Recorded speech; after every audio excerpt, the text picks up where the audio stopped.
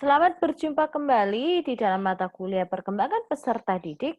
Kita akan bersama-sama mencoba untuk membahas tentang teori Vygotsky, ya, teori sosial historis yang dikemukakan oleh seorang tokoh yang bernama Vygotsky. Kita akan mencoba melihat apa dan bagaimana teori sosial historis. Ini adalah biografi, ya, yang menjadi latar belakang bagaimana munculnya teori sosial historis yang dikemukakan oleh seorang tokoh yang bernama Lev Semenovich Vygotsky. Nah, ia adalah seorang yang berkebangsaan Rusia dan disebut sebagai seorang profesor kecil. Kenapa begitu? Karena ketika ia berusia 18 tahun, ia telah menulis sebuah ulasan deskriptif tentang hasil bacaannya dari sebuah novel, ya, yang sangat terkenal, yaitu dari Shakespeare's Hamlet. Nah, di sini maka tulisan-tulisan yang ia buat itu adalah tulisan-tulisan yang cukup terkenal. Bahkan di usia 28 tahun, ia mulai tertarik pada dunia psikologi. Dan Vygotsky ini ia bekerja sama, ya, atau berkolaboratif dengan temannya yaitu Alexander Luria dan Alexei Leontief di dalam membuat dan menyusun sebuah penelitian yang sekarang ini dikenal dengan pendekatan Vygotsky. Ia berpendapat bahwa perkembangan kognitif dan perkembangan bahasa di dalam diri seseorang atau seorang anak itu tidak berkembang pada situasi sosial yang hampa, tetapi ada bantuan, ada dorongan, dan ada dukungan dari lingkungan sosial yang cukup besar yang akan membantu anak-anak untuk mengembangkan kemampuan kognitif dan kemampuan bahasanya secara optimal. Nah, teori dari Vygotsky ini disebut juga sebagai teori sosial konstruktivisme, ya. Nah, kalau teori kognitifnya Piaget itu adalah personal konstruktivistik, di mana seseorang itu akan mengkonstruksikan pemahaman atau informasi-informasi yang ia miliki untuk membuat sebuah konsep, ya, walaupun informasi itu ia dapatkan dari lingkungan, tetapi ia yang akan menyusun. Nah, kalau sosial konstruktivistik, ya, dimaknai bahwa lingkungan sosial ini akan membantu seseorang atau seorang anak untuk membangun sebuah pemahaman, maka disebut sebagai sosial konstruktivistik. Melalui apa? Melalui bantuan-bantuan yang akan kita berikan kepada seorang anak di dalam sebuah proses pembelajaran. Ada sebuah pandangan, yaitu pandangan dari seorang tokoh yang bernama Marx, ya, manusia itu memiliki kebutuhan biologis, tetapi Marx lebih menekankan pada kemampuan manusia untuk menguasai lingkungannya. Jadi manusia itu memang tidak bisa dipisahkan, ya, dari lingkungan. Nah, ketika manusia itu tidak terpisah dari lingkungan, tentunya lingkungan itu memberikan banyak sekali pembelajaran, banyak sekali informasi, banyak sekali konsep-konsep yang akan ia pelajari, ya, dan itu akan membantunya untuk memenuhi kebutuhan dirinya dan mewujudkan potensi dirinya. Ada 3 macam alat yang diungkapkan oleh Vygotsky, ya, untuk membantu kita memahami lebih mendalam tentang bagaimana lingkungan itu akan membantu seseorang untuk mengembangkan pemahaman dan kognitifnya. Yang pertama adalah dengan ujaran, ya. Ujaran itu adalah kata-kata, ya, sebuah ujaran atau mungkin beberapa ujaran yang akan membantu seseorang itu untuk memahami. Nah, di sini merupakan sebuah tanda yang paling penting. Nah, ujaran ini berfungsi untuk membebaskan pikiran-pikiran yang selama ini tidak memahami sebuah simbol ataupun situasi-situasi tertentu, gitu ya. Jadi begini, melalui kata-kata kita akan memediasi, ya, akan menjadi mediator. Jadi kata-kata kita itu menjadi mediator. Dari yang tadinya tidak memahami, lalu kita berikan penjelasan, dengan penjelasan melalui ujaran tersebut, maka anak tersebut diharapkan akan lebih memahami. Ya, contohnya saja di awal kalian harus mempelajari terlebih dahulu melalui buku yang ada. Nah, setelah itu kita lakukan diskusi dan saya lakukan review. Ya, nah ketika kalian mempelajari, gitu ya, kalian berusaha untuk mempelajari terlebih dahulu. Itu untuk mengukur seberapa mampu kalian untuk memahami.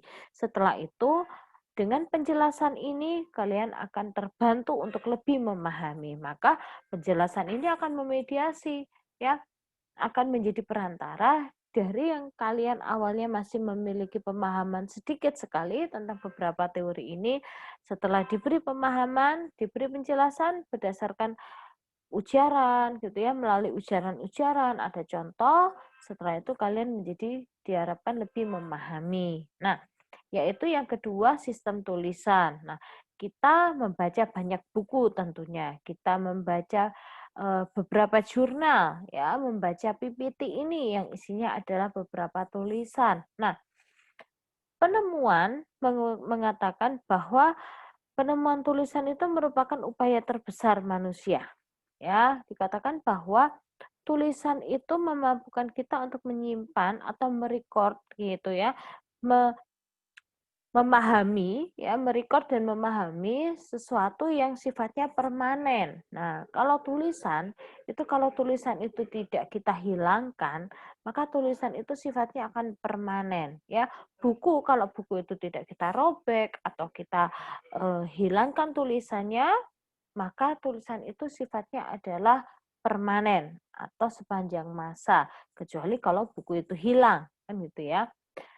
Nah, di sini maka sistem tulisan ini merupakan sesuatu yang sangat erat kaitannya untuk membantu kita memahami tentang sebuah konsep nantinya. Ya, bagi seorang anak belajar menulis dan membaca merupakan sebuah perjuangan yang begitu berat. Ya, anak-anak misalnya di usia TK atau SD kelas 1 dia masih belajar untuk membaca. Ya, di situ tidak hanya sekedar membaca sebenarnya. Ada proses menyimak yang terjadi. Ketika dia menyimak, maka ada proses di mana dia harus memaknai setiap kata, setiap tulisan ya yang ada di dalam buku itu, atau ketika dia mendengar secara langsung. Berarti harus ada pemaknaan terhadap setiap kata-kata yang ia dengar. Nah, di sini berarti setiap tulisan itu juga bermakna. Nah, yang ketiga adalah adanya sistem bilangan. Nah, awalnya ya manusia itu menghitung dengan menggunakan jari. Lalu menggunakan alat bantu bisa berupa sempoa, ya, notasi tertulis. Mungkin kalian ingat ketika kalian itu ulangan matematika, itu kan pasti disediakan yang namanya kertas buram. Nah, itu akan membantu kita untuk melakukan proses penghitungan dengan menggunakan notasi tertulis tentunya. Nah, lama-kelamaan manusia bisa menghitung secara abstrak, maksudnya tanpa harus melakukan notasi tertulis, dia bisa menghitung. Ya, 5 kali 5 ditambah 2 hasilnya berapa. Nah, secara cepat dia bisa memberikan hasilnya tanpa harus menulis terlebih dahulu. Ya, misalnya 5 kali 5 ditambah 2, misalnya seperti itu. Oh, 27. Bagaimana dia bisa menjawab? Karena secara abstrak dia langsung bisa memberikan penghitungan di dalam otaknya atau melakukan penghitungan di dalam otaknya. Maka sistem bilangan itu juga membantu kita untuk memahami sebuah konsep, ya, terutama juga konsep bilangan. Maka ada dua klaim dalam inti pandangan Vygotsky. Yang pertama adalah kemampuan kognitif itu dimediasi dengan kata-kata, bahasa yang berfungsi sebagai alat psikologis untuk membantu dan mentransformasi aktivitas mental. Jadi, setiap kata-kata, setiap bahasa tulis maupun bahasa bilangan atau sistem bilangan itu akan membantu anak-anak untuk mentransformasi pemahaman mereka. Dari yang tidak memahami sekarang menjadi memahami, ya, karena adanya bantuan ya melalui sistem ujaran, ya, ataupun tulisan dan juga bilangan. Yang kedua, bahwa kemampuan kognitif itu berasal dari relasi sosial. Jadi semakin anak itu memiliki interaksi sosial, maka dia akan memiliki banyak sekali informasi dan wawasan yang akan membantu dia untuk lebih memahami tentang sesuatu atau tentang sebuah konsep dan dipengaruhi oleh latar belakang sosiokultural, ya. Ia akan lebih mudah untuk berinteraksi dengan orang-orang yang memiliki budaya yang sama dengan dia. Oke, bentuk-bentuk bantuan memori di sini adalah ujaran, ya. Dengan jelas bahwa setiap kata-kata yang kita dengar atau yang anak itu dengar, maka itu juga akan membantu dia untuk menyimpan memori secara efektif. Paling tidak itu akan membentuk persepsi di dalam dirinya, ya. Lalu ada juga ujaran egosentris, yaitu yang seringkali kita juga sebut sebagai kata hati atau ujaran berujar di dalam hati, ya, yang tidak kita ungkapkan secara verbal atau bisa didengar oleh orang lain, tetapi itu membentuk pemahaman tetap di dalam diri kita karena itu merupakan ujaran yang kita ungkapkan di dalam diri kita sendiri, ya, berinteraksi dengan dirinya sendiri. Kita melihat ya Vygotsky di dalam teorinya itu mengungkapkan sebuah mekanisme ya di dalam memberikan bantuan untuk membantu perkembangan kognitif anak itu yang dikatakan sebagai zona proximal development, ya, zone proximal development atau ZPD, zona perkembangan proksimal.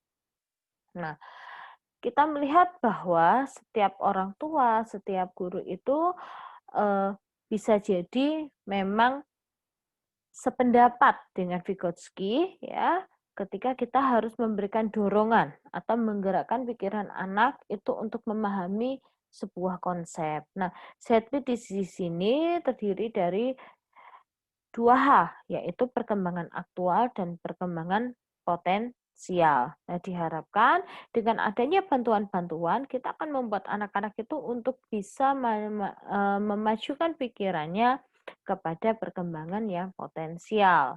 Nah, jarak di sini ya kita lihat bagaimana caranya kita menentukan perkembangan aktual seseorang atau seorang anak itu ketika dia mampu menyelesaikan tugasnya secara mandiri tanpa adanya bantuan.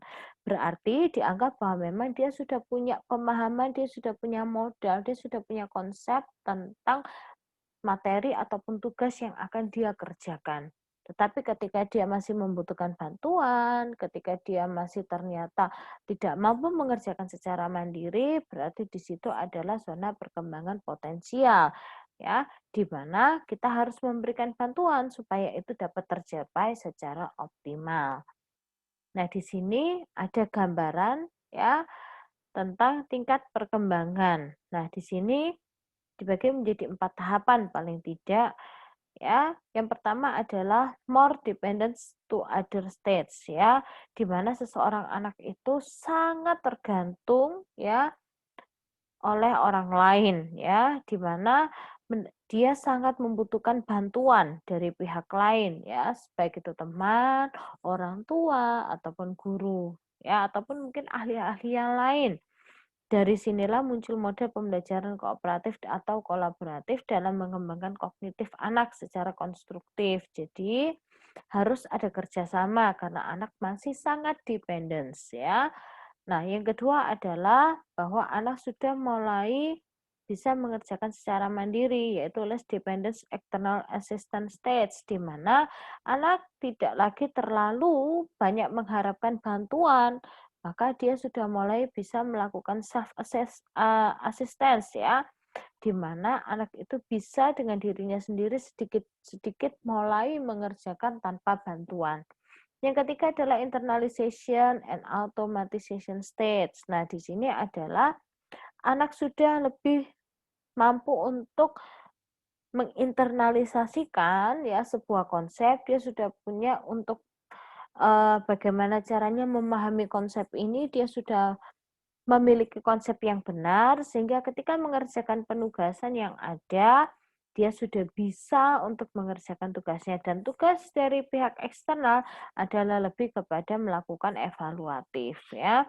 Dan Yang keempat adalah di automatization stage, di mana di sini anak mampu mengeluarkan perasaannya, mengeluarkan idenya, kemampuan kognitifnya secara optimal. Nah, dan dilakukan secara berulang-ulang. Di sini ada gambar tentang ZPD ya. Di sini ada seseorang atau seorang anak ya, katakanlah seperti itu. Dan dia memiliki perkembangan aktual di mana dia bisa secara eh, komplit ya, secara sukses ya, secara menyeluruh menyelesaikan tugasnya. Nah, di sini ya ada level proximal development ya, di mana anak tidak mampu untuk menyelesaikan tugasnya, maka dia butuh support ya. Nah, di sini maka harus ada bantuan yang diberikan agar anak itu bisa bergerak maju sampai kepada zona proximal development-nya ini. Ya, kenapa begitu? Karena kalau anak tidak mendapatkan bantuan, biasanya akan kesulitan. Dan kalau kita biarkan saja, itu akan mempengaruhi secara psikologis gitu ya, membuat anak menjadi tidak termotivasi, membuat anak menjadi malas untuk belajar karena dia merasa bahwa saya tidak mampu, ya, saya tidak punya kemampuan, saya tidak punya keahlian dalam bidang tersebut. Nah, evaluasi terhadap teorinya Vygotsky bahwa Vygotsky itu mengakui anak-anak itu seharusnya memang mengalami perkembangan secara intrinsik ya, jadi tidak harus selalu secara eksternal. Maksudnya tidak harus selalu ada bantuan, tetapi harus ada inisiatif, anak mencoba, guru melakukan tindakan evaluatif ya. Walaupun diberikan dorongan ataupun bantuan itu harus dengan adanya kolaboratif dengan anak ya, di mana anak tetap diberi kesempatan untuk menyelesaikan atau mengerjakan sesuai dengan kemampuannya sendiri ya. Nah, diharapkan anak kita akan berkembang sesuai dengan keaktifan dan dorongan pendewasaan ilmiah mereka. Jadi tidak harus selalu didorong-dorong, tetapi secara ilmiah, secara alamiah pun mereka akan berkembang. Nah, jika orang tua dan guru dilengkapi dengan gagasan Vygotsky tentang instruksi, pemberian bantuan, gitu ya, pemberian instruksi yang selalu kita berikan, maka mungkin ya anak itu akan sanggup mengerjakan tugas akademis dengan menyediakan bantuan yang diperlukan. Tapi orang dewasa akan mengabaikan kebutuhan secara real di dalam diri anak. Ya, bahwa anak itu butuh untuk bagaimana dia mengembangkan dirinya, anak itu butuh untuk bagaimana dia bisa menunjukkan pola pikirnya, perasaannya, persepsinya. Itu akan kita abaikan karena kita akan terus memberikan bantuan kepada anak. Tidak ada kesempatan bagi anak untuk dia bisa berkembang. Maka solusinya adalah guru hanyalah sebagai motivator dan fasilitator. Ya, motivator memberikan dorongan, ya, memberikan semangat, dan fasilitator memfasilitasi anak untuk belajar. Ya, tidak selalu memberikan bantuan. Nah, tugas guru adalah melakukan pengamatan bagaimana ketertarikan dan kecenderungan anak. Anak ini tertarik dalam hal apa sih? Dia cenderung melakukan perilaku-perilaku belajar yang seperti apa sih? Seperti itu, ya. Sehingga kita akan tahu anak ini tertariknya dalam hal apa, perilaku belajarnya seperti apa, sehingga kita bisa tepat memberikan simulasi kepada anak di dalam proses pembelajaran. Nah, kemudian kita akan menyediakan aktivitas-aktivitas yang bisa melibatkan anak seutuhnya, ya. Contohnya, di sini kalian akan berusaha untuk eh, melakukan diskusi gitu ya di antara kalian sendiri. Nah, nanti saya akan menambahkan penjelasan, lalu saya akan mereview. Nah, di sini berarti apa? Ada aktivitas di mana kalian tuh benar-benar terlibat untuk memahami setiap teori yang ada. Tidak selalu diberi bantuan ya, tetapi kalian harus secara mandiri untuk mempelajari ya, terutama pada pembelajaran bagi orang dewasa tentunya. Ya, guru semestinya memberikan aktivitas-aktivitas yang mensimulasi, menantang dan melibatkan anak ya. Anak itu harus didorong, distimulasi ya, dan harus menantang. Kita berikan tantangan, misalnya di awal saya berikan buku yang berbahasa Inggris gitu ya, dan saya harapkan itu akan menantang kalian untuk lebih mempelajarinya, untuk lebih memahami. Jika ada yang masih sulit, saya beri kesempatan untuk konsultasi ke saya dan melibatkan anak dan kemudian membiarkan anak memecahkan sendiri masalah tersebut. Nah, guru bertugas menyediakan atau mengatur lingkungan belajar bagi siswa dan mengatur tugas-tugas yang harus dikerjakan siswa dan memberikan dukungan secara dinamis ya, sesuai dengan kebutuhan anak ya. Sedemikian diharapkan ya setiap zona perkembangan itu bisa berkembang secara optimal. Nah, Vygotsky mempromosikan penggunaan pembelajaran kolaboratif dan kooperatif. Jadi harus ada kerjasama ya, harus ada eh, kooperatif, berarti kedua belah pihak ini baik antara siswa maupun guru itu sama-sama memiliki peran yang dan fungsinya ya, harus sama-sama melaksanakan peran dan fungsinya di mana siswa dapat saling berinteraksi dan saling memunculkan strategi pemecahan masalah secara efektif. Sehingga diharapkan ketika kalian melakukan diskusi, di sana kalian bisa memecahkan masalah ya, menjawab pertanyaan-pertanyaan sesuai dengan pemahaman kalian yang nanti akan saya berikan pembenaran, bisa melalui review teori seperti ini, bisa juga melalui ketika saya berikan tanggapan di dalam forum diskusi seperti itu. Sehingga kita harapkan kita bisa berkembang secara proksimal.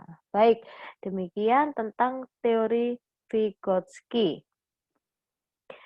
Kita akan mencoba untuk memahami lebih dalam. Nanti kalian bisa mendengarkan recording ini dan juga melihat kembali pada PPT yang ada sehingga kita bisa lebih memahami.